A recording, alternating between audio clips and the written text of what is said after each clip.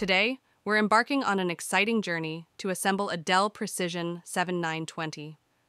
This powerful machine will be equipped with 8 3.5-inch drives, providing a whopping 80 terabytes of storage space. With 40 cores and a memory capacity of 512 gigabytes, it's a beast of a system. It's an excellent choice for a variety of tasks, including 3D animation, video editing, and machine learning, among others.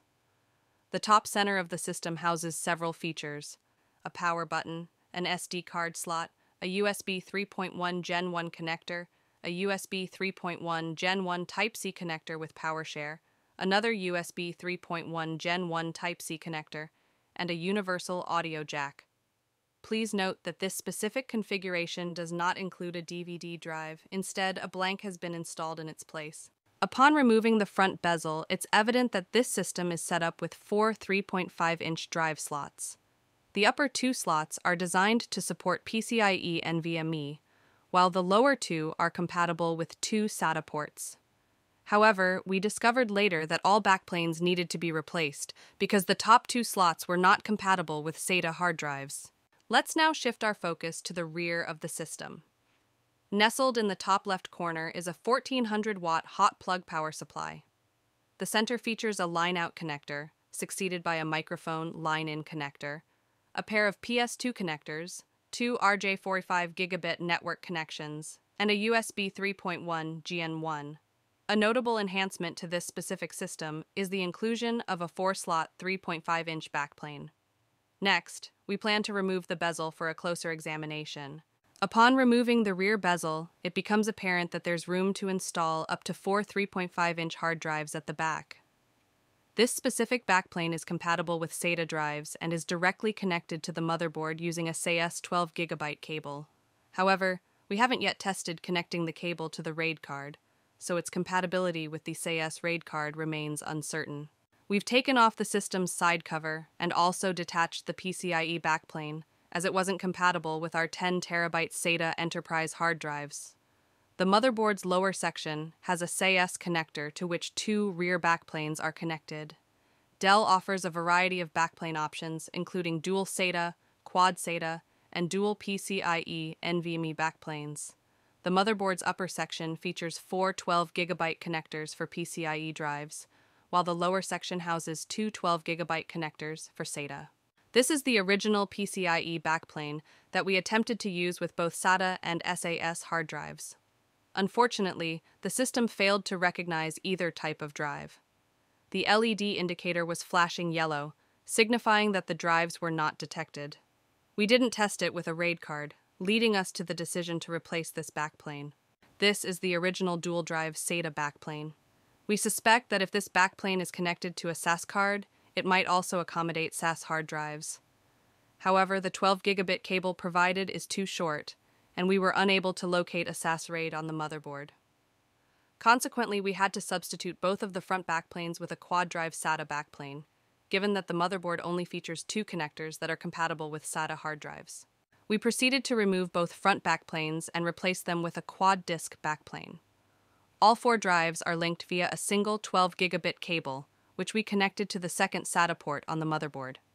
We found this design somewhat perplexing due to its numerous components, and it was unfortunate that we couldn't locate any motherboard connections that support SAS drives. Dell provides a variety of backplanes. We believe it's feasible to connect all drives to a PCIe RAID card, although the rear backplane would necessitate an SAS cable extension. The cable for the front backplane is sufficiently long, and we have previously had a system with 4 front drives connected to the PCIe RAID card. The 4 PCIe NVMe ports on the motherboard's top are currently unused. All hard drives have been installed, and the system now boasts a storage capacity of 80 terabytes. Let's delve into the system and examine the motherboard. The Dell 7920 is renowned for its superior cooling, facilitated by a large air baffle that extends from the front to the back of the system. The motherboard is well equipped with an abundance of PCIe connectors on both sides. The system is also designed to support multiple video cards and includes 3 power connectors for video cards. Next, we'll remove the air baffle to concentrate on the CPU and memory. Our plan is to equip the system with 8 64GB memory modules, culminating in a total of 512 gigabytes of memory. Additionally, we'll be installing 2 Intel Xeon Gold 6148 CPUs, each boasting 20 cores, which gives us a grand total of 40 cores and 80 threads. A basic video card M2000 will be used. The video card supports 4 display ports, while our client will supplement their own GPUs for tasks related to machine learning and artificial intelligence. The system's heat sinks are sizable, fitted with copper pipes, and provide sufficient cooling. We've successfully installed the memory modules, GPU, and both CPUs. Additionally, we've applied the Arctic Silver Ceramique 2 premium high-density thermal cooling compound to both CPUs for optimal heat dissipation. Our next steps involve installing the heat sinks and a Dell dual-port NVMe card, which will be equipped with a single 1 TB NVMe drive to host the operating system. In this instance, we'll be installing Windows 11 Professional for workstations as our chosen operating system. Both heat sinks and the dual-port NVMe card have been successfully installed. We've also fitted the missing rear PCIe plates, and we're now prepared to install the operating system. It's crucial to remember that when installing the operating system on the NVMe drive, you'll need to import the Intel VROC drivers. If you neglect to do this, the NVMe drive won't appear in the list of disks. The installation of the operating system has been successfully completed. Overall, this is an impressive system and bears similarities to the HP Z8 G4.